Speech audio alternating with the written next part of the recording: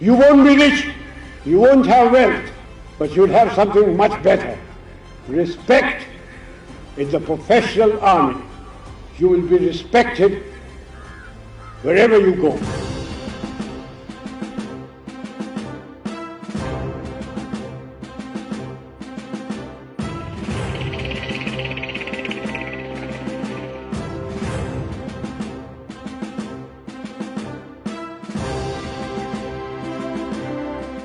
After the war, Mrs. Gandhi went on in 1973 to elevate you to Field Marshal. But did she also offer you the job of Chief of Defence Staff to go with it? No. No, she didn't. She made me a Field Marshal. She said, Sam, you like the British, will you go as High Commissioner? And I said, no, Prime Minister, you've forgotten my oath. When I took over as Army Chief, I'd taken an oath and I told you I will accept nothing from the government, but I will command my army without any interference. She said, but you accepted the rank of Field Marshal. And I said, that was my birthright. मैं जब एक camp में गया तो वहाँ सब सूबेदार major और सरदार थे। तो जब मैं गया मैंने सूबेदार मेजर साहब पाकिस्तान सूबेदार मेजर साहब के हाथ मिलाया। मैंने कहा साहब मैं देख सकता हूँ? आप कहते साहब देखे। और वही सवाल हमेशा जो मेरे जवानों से पूछता हूँ वही पूछा कि साहब पलंग में खटमल तो नहीं है? कि नहीं साहब। मच्छरदानी है? मच्छरदानी हाँ साहब। मैं लंगर में जा सकता हूँ? वो लंगर में गया, वो जवान रोटी कूट रहा था जैसे अपने करते, उससे भी मैं खाना टेस्ट कर सकता हूँ। फिर लेट्रीन में गया, वहाँ पाकिस्तानी भंगी काम करता था, मैंने हाथ मिलाया, उसने इनकार किया। मैं कि मेरे साथ हाथ भी नहीं मिलाएगा? तो उसने हाथ मिलाया। जब हम वापस आ गए तो वो सूबेदार मेजर साहब मुझे कहते हैं कि हजूर आप गुस्ताखी माफ़ करेंगे? मैं कहा आप सूबेदार मेजर साहब हैं, जो मर्जी है कहें। कहता अब हमें मालूम हो गई साहब कि आपकी फ़ौज क्यों जीती है। आप आए, आपने हमसे पूछा खाना ठीक है, खटमल तो नहीं है, मच्छरदानी है वगैरह। भंगी के साथ भी आपने हाथ मिला। हमारे साहब लोग ऐसा नहीं करते, वो अपने आप को नवाबजादे समझते हैं। I went to Pakistan about 2 months after the conflict, and they really gave me a first-class welcome. The governor, this was at Lahore, the governor invited me for lunch, gave me a martini before lunch, wines at lunch, and during lunch he said, General, will you do me a favor? So I said, if I can, Mr. Governor, I will. I thought he was going to be asking me about some relation of it. He said, my staff is outside. They want to shake hands with you. I went out, and there they were all lined up. About the 11th man took his pagri off and put it at my feet. So I picked it up, and I gave it to him. ये क्यों आपने किया? कहता हजूर आप थे तो हम बच गए, मेरे 5 लड़के आपके कैदी हैं, उनकी चिट्ठी आती है कि आपने सबको कुरान शरीफ दी, वो लोग बैरक में सोते हैं, आपके जवान बाहर सोते हैं, वो लोग चारपाई पे सोते हैं, आपके जवान ज़मीन पे सोते हैं। आप जब जाते हैं हाथ मिलाते हैं सबके साथ, लंगर में जाके खाना टेस्ट करते हैं। And he turned around, the governor was with me. अब हम कभी नहीं मानेंगे साहब कि हिंदू खराब है। And I got into trouble in my own country. The bureaucrats and the ministers complained about me कि चीफ साहब तो उनको ऐसा रखते हैं कि जैसे उनके जवाई हैं, as if they were my sons-in-law. They complained against me, cabinet meeting, at the meeting. Mr. Gandhi looked at me, I said, Prime Minister, they were soldiers. They fought. They fought extremely well. They lost. And I'm looking after the soldiers.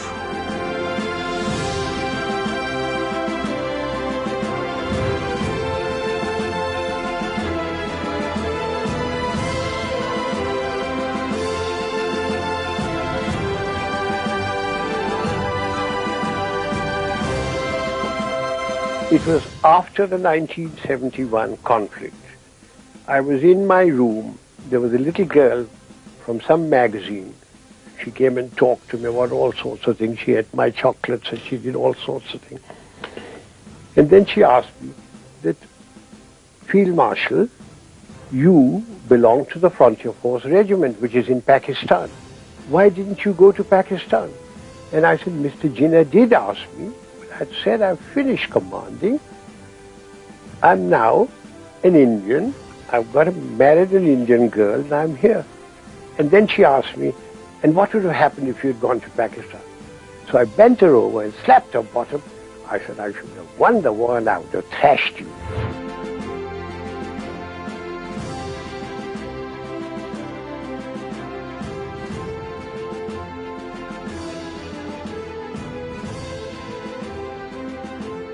On 1st of January 1973, he was made India's first Field Marshal, a rank that is held for life. He therefore continues to be the senior-most officer of the Indian Army. This was in Burma in 1942. I was commanding a Sikh company, big tough chaps. I had a man called Sohan Singh. Big man, stood about 6'4". So we had a promotion conference with the commanding officer, and Sohan Singh's name came up, and I said, no use making him, he'll be broken tomorrow. So he was passed over. I came back to my Basha, where my company was in the jungle, and I found my senior Subedar, Balwant Singh, terribly worried. And he said, Saab, Sohan Singh ko kaid kar diya. I said, kyun, kya hua? उसने बोला कि आज आपको साहब गोली मारेगा. ओ अच्छा, पेशी होगा. सोहन सिंह, क्या बात है? साहब गलती हो गया. ऐसे तुमने बोला कि तू हमको गोली मारेगा. I picked up the pistol, loaded it, walked up to him, handed the pistol to him. I said, तेरा दिल है मारने का, मारो. And he said, नहीं साहब गलती हो गया. So I gave him a tight slap. Case dismissed. जा भागो. Now, ladies and gentlemen, if you think I wasn't frightened, you are mistaken. I was terrified. If once you show fear in front of men that you may be commanding, it doesn't matter whether they're soldiers, they are clerks, they're labor, there are students. Once you show fear, you should quit. What was your greatest achievement in the army? Tidu, from the rank of second lieutenant to field marshal, I have never punished a man. My adjutant general, when I was the chief, and my judge advocate general used to get, wild. Court-martial proceedings would come to me. If they said not guilty, I'd sign.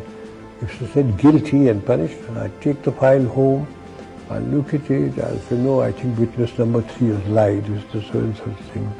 And they say, how can we maintain discipline with you as the army chief? You not punish. I said, you damn chaps, sit in Delhi with your wives and your children in lovely homes, and you forget what those chaps are going through.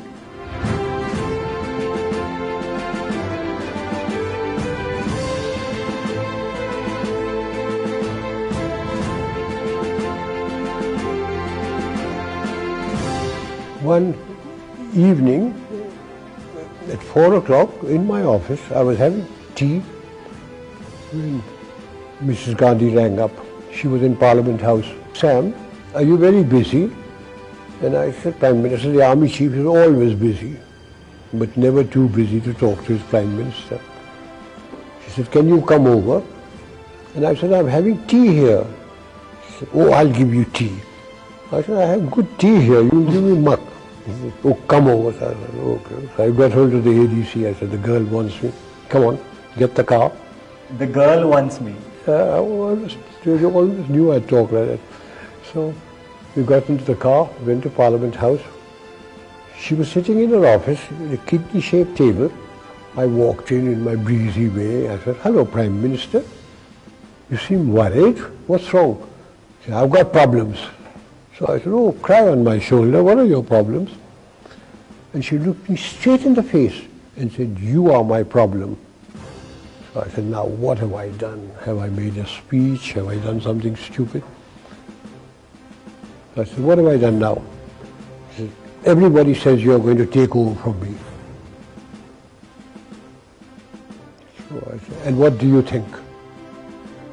She says, you can't. And I said, oh, you think I'm so incompetent? I didn't mean that, Sam. You wouldn't. She has a long nose, I have a longer one. I put my nose next to her. I want to tell you, I have no intention or even a thought of getting involved in politics or taking over, as long as I command my army without interference. When I became army chief, Murarji Desai was the finance minister in Mrs. Indira Gandhi's cabinet. Then he became prime minister. Mrs. Gandhi lost the election, he became prime minister. One day he said, I believe you drink. So I said, yes, you mustn't drink. Very bad for you. So I said, Prime Minister. I come to my Prime Minister, he said, you mustn't drink. I go to a party and I talk to a pretty girl. My wife says, you mustn't talk to her. I'm a field marshal, is life worth living? He says, your wife is quite right. Drinks and pretty girls will ruin you. I said, they haven't ruined me so far. Soon after the war, General Manekshaw'S was awarded the Padma Vibhushan for his exemplary contribution to the nation.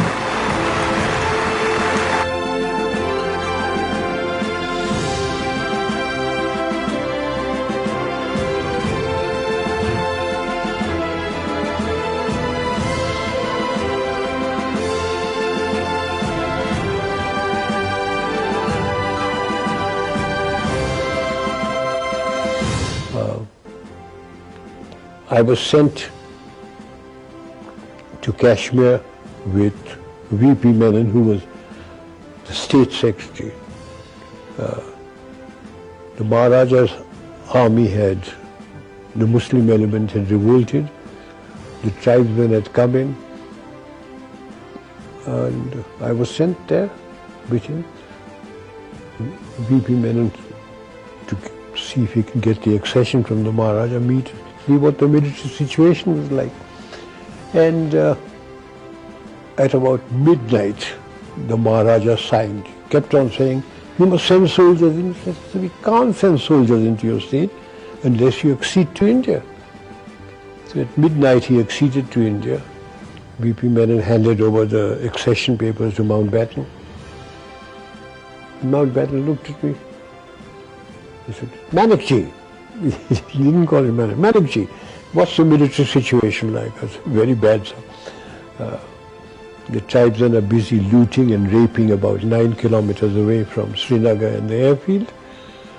If they once get in, we've lost Kashmir because we won't be able to fly troops in, etc. So he looked at Nehru and Nehru talked and all until Sardar Patel lost his temper. He said, Jawaharlal, do you want Kashmir or do you want to hand it over? He said, of course, Kashmir is ours now. So he said, will you issue orders? And before he could issue orders, Sardar Patel said, you have received your orders. So I walked out and we started flying troops into Kashmir. What was your relationship with Sardar Patel like? Sardar Patel was Home Minister, and I had a good relationship with him. Every morning, V.P. Menon and I would go to his place and he would be sitting down there. His daughter, Bunny Ben, be sitting cross-legged with a Parker fountain pen, a brown Parker pen, taking notes. And he would say, V.P., I want Baroda. Take him with you. I would go as the bogeyman in uniform. When the killings were taking place in Calcutta, by British Commander-in-Chief, he came along and said, hey you, the Sardar wants you in Calcutta. So I said, why me, sir? He phoned, he wants you there. An aircraft has been laid on for you. So I went there. The Sardar was with the Chief Minister, B.C. Roy. When I went in there, he said, I don't want arguments, etc. I'm going to ask you a question, I want an answer. If I hand over the situation to the army, how many Bengalis will you kill and how long will it take you? I was a very young brigadier. So I opened my mouth. I said, sir, about 100, about a month. So he said, turned round to Bidhan Roy, he said, thousands are being killed. He said, go and kill them, take over. And he deployed troops all over Calcutta. We didn't have to kill anybody. Everything finished. He said, come here. And in Gujarati he tells me, "Tumhe sachu nahi bolo?"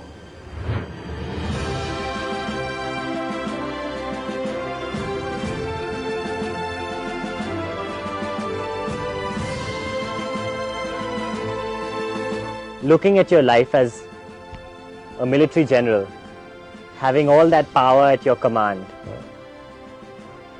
are you happy with the way things went?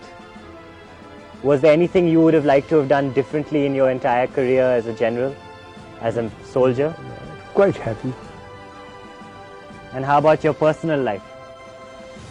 I had a very pleasant personal life. I had my 2 daughters, I had my grandchildren, I had my wife, I had my Gurkhas, quite happy.